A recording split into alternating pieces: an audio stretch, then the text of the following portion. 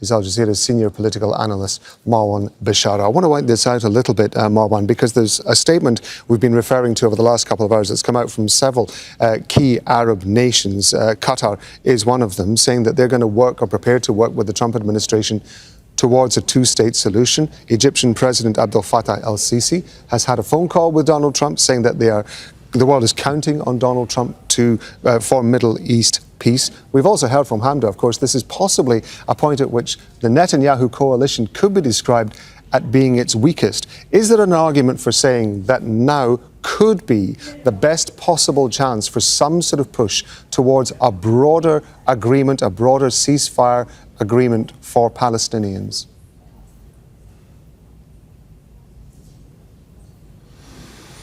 Well, I think I'm just going to say that your question is quite complicated and broad, not because it's not very important today to be answering it, just perhaps it's a bit too early to answer it.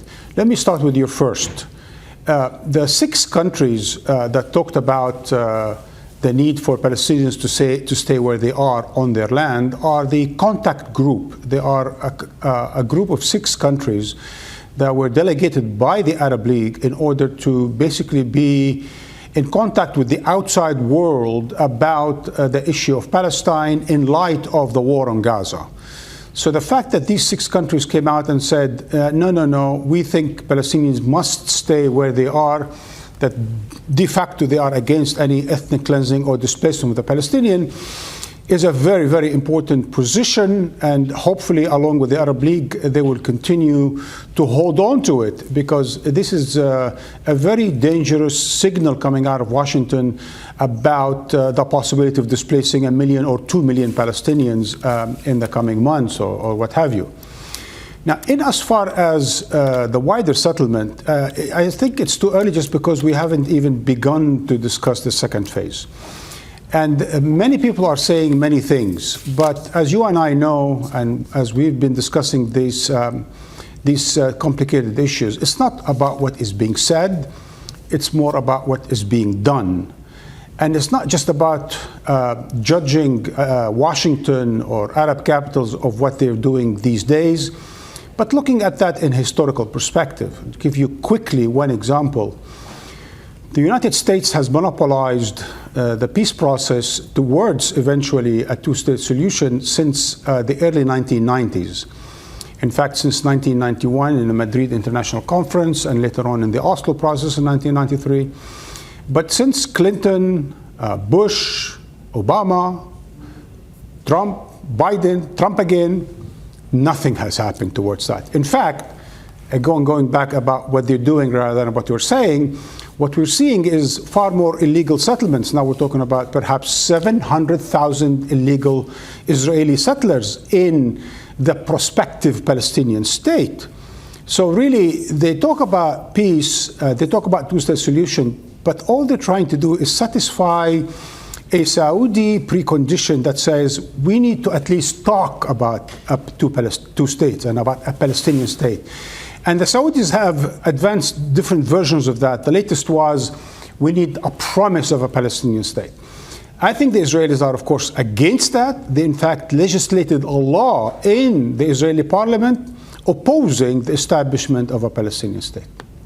Okay, I appreciate you giving us a breakdown of that, because it is important. You've raised some really important points that we should be considering as we're going forward.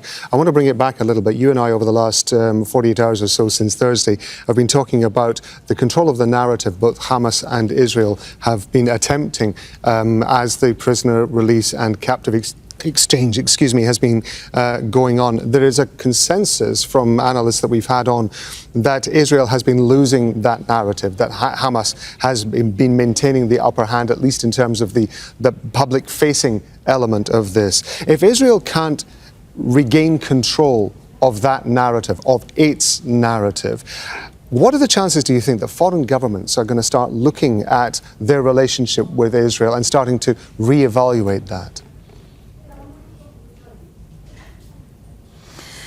Okay, so here we need to talk about 2 levels to this conversation about the public affairs and how each party was able to project its image and its message to the rest of the world. Israel has lost the psychological warfare and the public relations war against the Palestinians over the past 15 months simply because it was carrying a genocide. You know, genocide does not sell well. War crimes do not sell well.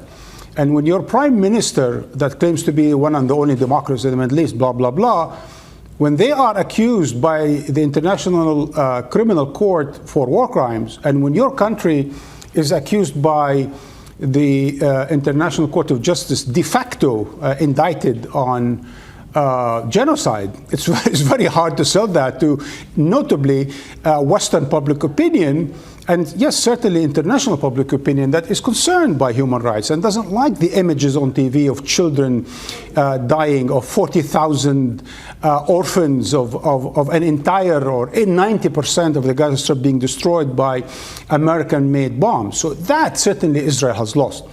But the past few days, the idea that Hamas could come out of the ashes so well organized and be able to come up with those captives from the debris of Jabalia, the debris of Gaza and Khan Yunis, present them to the world and present themselves as still an able party, well, that certainly puts a wrench in Israel's argument that this whole genocidal war was meant to defeat Hamas and release the captives by force. Clearly, the images of the past few days prove that Israel failed at both, while at the same time carrying out a genocide against another people.